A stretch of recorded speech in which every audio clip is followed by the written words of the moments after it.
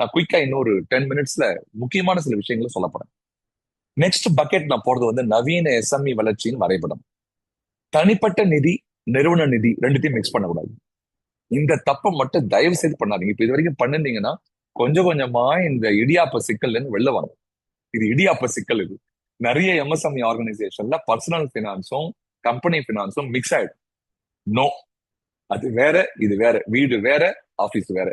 இதை கொஞ்சம் டிசிப்ளினா பண்ணணும். ஒரே நாள்ல பண்ண முடியாது. இது பண்ணலாம்னு சொன்னா உங்க வளர்ச்சி தடைபடும். தெளிவான பிரிவினை, சரியான நிதி நிர்வாகம் என்பது தனிப்பட்ட செலவையும் நிறுவனத்தின் நிதியையும் ஒன்றாக இணைப்பது. தயவு செய்து பண்ணக்கூடாது.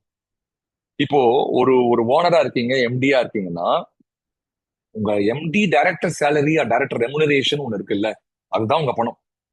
கம்பெனில வரக்கூடிய ரெவென்யூ எல்லாம் உங்க பணம் கிடையாது. அது கம்பெனியோட பணம். கம்பெனி வேற, நான் வேற. இப்ப நான் சி சேஞ்ச்ல இருக்கேன்னா சி சேஞ்ச் வேற, சி சேஞ்ச் ஒர்க் பண்ற ஆனந்த் வேற. I may be the founder director. I don't, என்னுடைய டேர்ன் ஓவர்லாம் என்னுடைய இன்கம் நான் நினைச்சேன்னா அது ரொம்ப தப்பு. இதை வந்து ஃபர்ஸ்ட் நிதியை பிரிக்கணும். அடுத்தது உண்மையான லாபம் என்ன, நிகர லாபம் என்ன கண்டிப்பா தெரியும். நிறைய பேருக்கு தெரியாது. மொத்த வருவாய், பொருட்களின் செலவு, சம்பளம், அன்றாட செயல்பாட்டு செலவுகள், நிகர லாபம். ஃபைனல் நிகர லாபம், that was the first slide that show to you. PAT, profit after tax. அது தெரியாம செய்யவே முடியாது. இப்ப எம்ப்ளாயா இருக்கவங்களுக்கு தெரியுது பாத்தீங்களா? ஒரு எம்ப்ளாய்க்கு கிளியரா தெரியும், எனக்கு சம்பளம் இவ்வளவுதான், எனக்கு இவ்வளவு செலவு, எனக்கு கடைசியில சேவிங் இவ்வளவுதான் கடைசியில நிற்கும். இந்த பணத்தை வச்சுதான் நான் ஊட்டியோ கோடைக்கானலோ வருஷ கடைசியில பசங்க கூட்டு போயிட்டு வர முடியும் ஜாலியா அப்படின்னு ஒரு எம்ப்ளாயி சூப்பரா பிளான் பண்ண முடியும். அதுக்கு மேல அவங்க பண்ண மாட்டாங்க. அப்படி பண்ணாங்கன்னா கடன் வாங்கி பண்ணுவாங்க, அது அவஸ்தைப்படுவாங்க. அதே மாதிரி பிசினஸ்லயும் நம்ம நிகர லாபம் தெரியணும் அப்படின்றது என்னுடைய அன்பான வேண்டுகோள். அப்புறம் இதுக்கு தேவை மனநிலை மாற்றம். சேமிப்புக்கும் முதலீடுக்கும் வித்தியாசம் தெரியணும். சேமிப்பு வந்து பாதுகாப்பிற்காக பணத்தை வைப்பது, குறைந்த வட்டி, நிலையானது, மாற்றம் இல்லை. ட்ரம்ப் என்ன பண்ணாலும் கவலை இல்லை. பிபிஎஃப்லயும், பிஎஃப்லயும், பிக்சட் டெபாசிட்லயும், போஸ்ட் ஆபீஸ் ஆர்டிலையும், மந்த்லி இன்கம் ஸ்கீம்லயும் வச்சா எல்ஐசில போட்டு வச்சீங்கன்னா பிரச்சனையே இல்லை. அது பர்சனல்.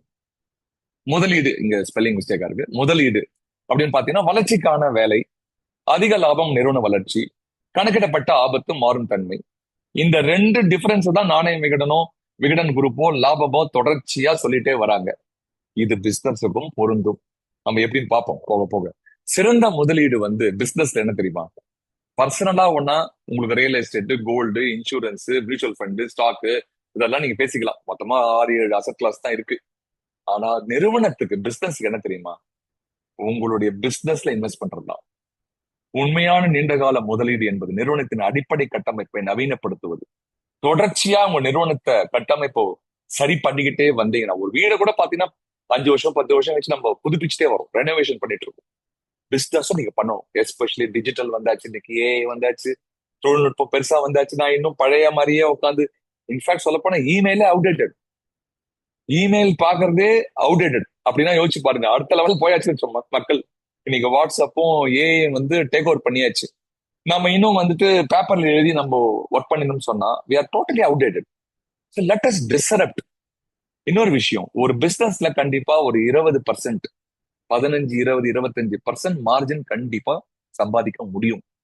எந்த எந்த முதலீடு வந்து அந்த 20% உங்களுக்கு கொடுக்குது சொல்லுங்க? அதுக்கு எவ்வளவு பேசுறாங்க பர்சனல் பைனான்ஸ்ல? 20% கொண்டு வரணும்னா ஆவரேஜா இண்டெக்ஸ் பண்ணே 12% தான். எனிவே, இது வந்து லாபமோட சப்ஜெக்ட், நான் உள்ள போக மாட்டேன். But I would like you to tell, I would like you to really Pander over. உங்க பிசினஸ் தான் பெஸ்ட் ரிட்டர்ன் ஆன் இன்வெஸ்ட்மெண்ட் உள்ள ஒரு விஷயம். அதுக்கு தேவை கட்டமைப்பு, டெக்னாலஜி கட்டமைப்பு. அதுலயே இன்வெஸ்ட் பண்ணுங்க. சந்தைப்படுத்துதல், பரிணாமம். அதாவது பாரம்பரியம், டிஜிட்டல். டிஜிட்டல் மூவ் ஆயிடுங்க. யாரெல்லாம் இப்ப பாக்குறீங்களோ இந்த ப்ரோக்ராம் அட்டன் பண்றவங்க டிஜிட்டல் எம்பரேஸ் பண்ணலான்னு சொன்னா தயவு செய்து போயிடுங்க. Thanks to all the YouTube channel, thanks to all the social media platform, எனக்கு வந்து 0 இன்வெஸ்ட்மெண்ட்ல நான் 20 மில்லியன் பீப்புள் ரீச் ஆயிடும் இந்த லாஸ்ட் 5 இயர்ஸ்ல. என்னோட ஒரு வீடியோ 3.3 மில்லியன் பீப்புள் வியூ பண்ணிருக்காங்க. 0 இன்வெஸ்ட்மெண்ட். Power of digital. தயவு செய்து, நான் ஒரு பயனாளியாக இங்க நான் பெருமையா சொல்றேன், நீங்க எல்லாருமே உங்க பிசினஸ்ல தயவு செய்து டிஜிட்டலை எம்பரேஸ் பண்ணுங்க. பாரம்பரிய முறை வந்து செலவு அதிகம், குறிப்பிட்ட சில பகுதி மட்டும் தான் ரீச் பண்ண முடியும், எல்லாரையும் ரீச் ஆகாது. டிஜிட்டல் அப்படி கிடையாது. செலவு ரொம்ப கம்மி, ஆல்மோஸ்ட் 0, ரிட்டர்ன் ஆன் இன்வெஸ்ட்மெண்ட் அதிகம், டிஜிட்டல் அசெட் உருவாக்குங்க உங்க கம்பெனிக்கு. இப்ப என்னுடைய வீடியோவை போய் நீங்க சி சேஞ்ச் ஆனந்த் அப்படின்னு நீங்க யூடியூப்ல டைப் பண்ணா என்னுடைய எல்லா வீடியோவும் வருது. ஒரு தடவை தான் பேசியிருக்கோம். Throughout life it's available. That's a power of digital. So தளங்களின் சக்தியை இங்க பார்த்துருக்கலாம். இப்பதான் பேசியிருக்கோம். தொழில்நுட்பத்தை அரவணைக்கணும். ஆன்லைன் இருப்பு, ஆட்டோமேஷன், தரவு பகுத்தாய்வு, இது எல்லாமே டெக்னாலஜியை எம்ப்ரேஸ் பண்ற ஒரு சப்ஜெக்ட். எஸ்எம்இ வளர்ச்சி சக்கரம் இப்படிதான் இருக்கு. முதல்ல உங்களுக்கு தேவை டிஜிட்டல் டெக் முதலீடு, அதன் மூலமாக அதிக வாடிக்கையாளர் ஈர்ப்பு, அதன் மூலமாக வருவாய் லாபம் அதிகரிப்பு, அதன் மூலமாக நிகர லாபம். இது தொடர்ச்சியா அந்த சைக்கிள் பண்ணிட்டே இருக்க வேண்டியதுதான், வேற ஒண்ணுமே கிடையாது. இறுதி இலக்கு நிரந்தர வாடிக்கையாளர் நம்பிக்கை. இப்ப நீண்ட கால பார்வை என்பது 1 to 2 இயர்ஸ் நம்ம பாக்குறோம். பிராண்ட் உருவாக்குறோம். முக்கியமான விஷயம், நீங்க எல்லாருமே உங்களுக்குன்னு ஒரு பிராண்டை உருவாக்குங்க. வெக்கமே படாத பண்ணுங்க. இனிஷியலா என் பேர் எம் கே ஆனந்த், என் கம்பெனி பேர் சி சேஞ்ச். எனக்கு ஒருத்தர் பிராண்ட் கன்சல்டன்ட் சொன்னாரு, நீங்க சி சேஞ்ச் ஆனதுன்னு சொல்லுங்க சார் அப்படின்னாரு. எனக்கு ரொம்ப அசிங்கமா நான் ஃபீல் பண்ணேன். என்ன சார் நானே போட்டுக்கிறதா அசிங்கமா இருக்கு, நம்மளே பெருமையா. இல்ல, இந்த உலகம் விளம்பர உலகம். உங்க கம்பெனி சி சேஞ்ச் தானே? ஆமா. உங்க பேர் ஆனந்த் தானே? அதுல மாற்றத்திலேயே இல்ல. அப்ப சி சேஞ்ச கோட்ல போடுங்க, வித்தின் கோட்ஸ் போடுங்க. சோ கம்பெனியும் ப்ரமோட் ஆகுது, நீங்களும் ப்ரமோட் ஆறீங்க. இன்னைக்கு சி சேஞ்ச் ஆனது நிறைய பேருக்கு தெரிய வரும். நானே வெக்கமே இல்லாத போடுறேன் பாருங்க. இப்ப கூட என் நேம்ல சி சேஞ்ச் போட்டிருக்கேன் பாருங்க. So you need to be very proactive in building your own brand is the point. Business, okay, கடைசியா நம்ம இன்னும் ஒரு few minutesல என்னுடைய ஸ்லைடு முடிக்கிறோம். பிசினஸ் கடன் வாங்குவதற்கும் தெரிந்து கொள்ள வேண்டிய நிதி வரைபடம். இப்போ உணர்ச்சி வசப்பட்ட முடிவுன்னு ஒண்ணு இருக்கு, திட்டமிடப்பட்ட வியூகம்னு ஒண்ணு இருக்கு. இப்போ உடனே பணத்தை வங்கிகளோ, நான் ஃப்ரெண்ட்ஸ் கிட்டயோ ஹேண்ட் லோனாகவோ, ஃபேமிலிலயோ வாங்க வேண்டிய அவசியம் இல்லை ஆக்சுவலா. ஆனா நம்ம வாங்குறோம். திட்டமிடப்பட்ட வியூகம் என்பது அப்படி கிடையாது. அது கடன் வாங்குவது தவறே இல்லை, ஆனா அது திட்டமிடப்பட்ட வியூகமா இருக்கணும். எமோஷனல் டிசிஷனா இருக்கக்கூடாதுன்றதான் சொல்ல வர பாயிண்ட். இப்ப பாருங்க, உங்க பிசினஸோட டிஎன்ஏ என்னன்னு பாருங்க. உற்பத்தி துறையா இருக்கலாம், சில்லறை வணிகம் ரீட்டைலா இருக்கலாம், சேவைத்துறை சர்வீஸ் வணிகமாக இருக்கலாம். அப்படின்னா உங்களுக்கு லாங் டேர்ம் லோன் தேவைப்படும். உற்பத்தி துறை அப்படின்னா உங்களுக்கு சில்லறை வணிகம் சேவைத்துறை என்னன்னா ஒர்க்கிங் கேபிட்டல் உங்களுக்கு தேவைப்படும் இல்லையா? இப்போ இந்த லாங் டேர்ம் லோனுக்கு நிறைய கவர்மெண்ட் ஸ்கீம்ஸ்ல என்ன இருக்குன்னு பாக்கணும். கவர்மெண்ட் சொன்னாலே ஐயோ அது கஷ்டம் சார் அப்படின்னு நினைக்காதீங்க. நிறைய பேர் கவர்மெண்ட் ஸ்கீம்ஸ் போய் நம்ம அப்ரோச் பண்ணி உட்காந்து பொறுமையா பேசி பண்றதே கிடையாது. சில பேர் நல்லாவே பயன்படுத்திக்கிறாங்க. நிலம், கட்டடம், இயந்திரங்கள், உட்கட்டமைப்பு, இதுக்கெல்லாம் நீங்க டேர்ம் லோன் தான் போய் ஆகணும். Working capital of course you can always go with collateral free loan. நிறைய இருக்கு. எம்எஸ்எம்இ சிஜிடி எம்எஸ்எம்இ ஸ்கீம் இருக்கு, முத்ரா ஸ்கீம்ஸ் இருக்கு. இதெல்லாம் உங்களுக்கு தெரிஞ்சிருக்கும். நீங்க ஆல்ரெடி ஆண்டர்பிரனர்ஸா இருக்கனால உங்களுக்கு தெரிஞ்சிருக்கும். இப்போ இத டிஃபரன்ஸ் பாருங்க. Term loan, working capital. நோக்கம் என்ன? டேர்ம் லோன்ல கேபெக்ஸ்க்காக வாங்கணும். ஒர்க்கிங் கேபிட்டல் ஓபெக்ஸ்க்காக வாங்கணும், ஆபரேஷனல் எக்ஸ்பெண்டிச்சர், அன்றாட செலவுகளுக்காக. உத்தரவாதம் வாங்கப்படும் நிலம் கொலாட்ரல் கேட்பாங்க டேர்ம் லோன்ல. ஒர்க்கிங் கேபிட்டல் கொலாட்ரல் ஃபீ கிடைக்கும். கால அளவு long term 5 years 10 years 15 years போட்டுக்கலாம் டேர்ம் லோன்ல. ஒர்க்கிங் கேபிட்டல் குறுகிய காலம். இப்ப இதுல என்பிஎஃப்சிஸும் வந்துட்டாங்க, நான் பேங்கிங் பினான்சியல் கார்பரேஷனும் வந்தாச்சு. கொஞ்சம் இன்ட்ரெஸ்ட் அதிகமா வாங்குவாங்க, collateral free, process time less, இதை பண்ணி கொடுக்குறாங்க. இங்க உங்களுக்கு சிறப்பான ஒரு செய்தியை சொல்றேன். நான் இப்போ அதை ஒரு 5 வருஷமா பண்ணிட்டு இருக்கேன். ஆயிரக்கணக்கான பேர் அதை அனுபவிக்கிறாங்க, நல்ல விஷயம் அனுபவிக்கிறாங்க. இப்போ உங்களுக்கு ஒரு பேங்க்ல இருந்து லோன் வேணும் சார். நீங்க பேங்க்குக்கு போகாதீங்க. நீங்க பேப்பரை தூக்கிட்டு பேங்க் மேனேஜரை பார்த்து அதெல்லாம் பண்ணாதீங்க. இன்னைக்கு டிஸ்ட்ரிபியூட்டர் இருக்காங்க. இந்தியாவில் இருக்கக்கூடிய எல்லா பேங்க்ஸுக்கும் சேர்ந்து பேங்க் டிஸ்ட்ரிபியூட்டர்ஸ் இருக்காங்க. ஆர்பிஐ அப்ரூவ் பண்ண டிஸ்ட்ரிபியூட்டர்ஸ். அந்த டிஸ்ட்ரிபியூட்டர் அணுகுங்க. நிறைய பேர் இருக்காங்க, வேணும்னா நீங்க லாபம்ல கேளுங்க, நானும் கனெக்ட் பண்றேன். அந்த டிஸ்ட்ரிபியூட்டர், நான் தனிப்பட்ட ஒரு நிறுவனத்தை ப்ரமோட் பண்ண விரும்பல, அதனால நான் சொல்லல பேரு. அந்த டிஸ்ட்ரிபியூட்டர் அப்ரோச் பண்ணீங்கன்னா அவங்க உங்ககிட்ட ஒரு பைசா கூட வாங்குறது இல்லை, உங்ககிட்ட பேப்பர்ஸ் மட்டும் வாங்கிப்பாங்க. They will go to State Bank, Indian bank, all nationalise bank, HDFC, எல்லா பேங்க்கும் போவாங்க. உங்களுடைய லோனுக்கு என்ன தேவையோ அந்த பேங்க் என்ன பெட்டர் இன்ட்ரெஸ்ட் யார் கொடுக்குறாங்களோ அவங்க ஹோம்ஒர்க் பண்ணி உங்களுக்காக அவங்களே ப்ராசஸ முடிச்சு உங்களுக்கு பணம் வந்துடும் பெஸ்ட் இன்ட்ரெஸ்ட் ரேட்ல. நான் இந்த மாதிரி எக்கச்சக்கமான பேருக்கு வாங்கி கொடுத்துருக்கேன். இது ஒரு சர்வீஸாவே நம்ம பண்றோம். கிட்டத்தட்ட நான் டீல் பண்ற ஒரு நிறுவனம் மட்டுமே இதன் மூலமாக கிட்டத்தட்ட 3300 கோடி இந்தியா ஃபுல்லா 22 ஸ்டேட்ல இருக்காங்க. இந்த சர்வீஸ் பண்றதே ஒரு பிசினஸ். அவங்களுக்கு என்ன லாபம் இதனால அப்படின்னா, bank is giving commission to them, customer கிட்ட கிடையாது. You are not paying, bank is giving, and bank is not charging you. They give the commission from their earnings, which means MSME gets the best of both worlds. இது செய்யறதுனால உங்களுக்கு என்ன advantage? I am saving your time directly.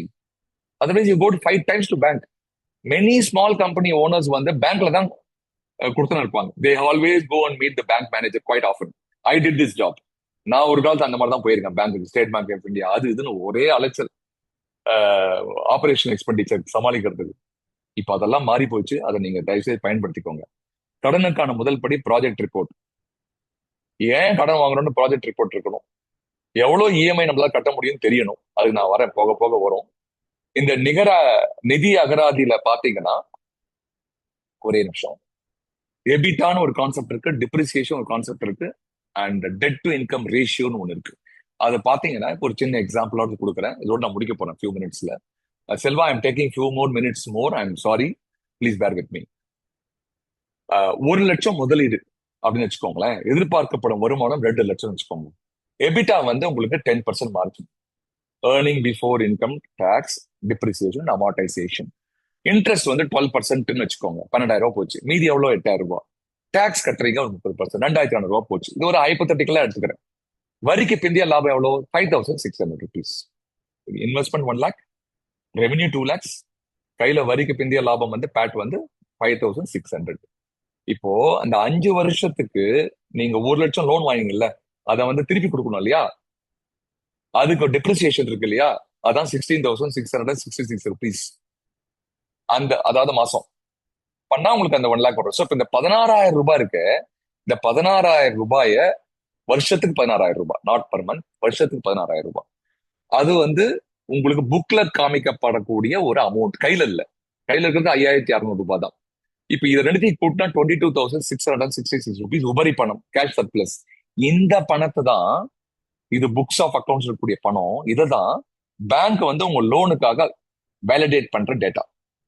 உங்க கையில வருது 5,600, book chase 22,600, which means they see this money as your eligibility for taking your working capital loan. This is how they operate. அப்போ நம்ம என்ன செய்யணும்? உங்களுடைய உபரி பணம் கேஷ் சர்ப்ளஸ் 22,000 ரூபாய்.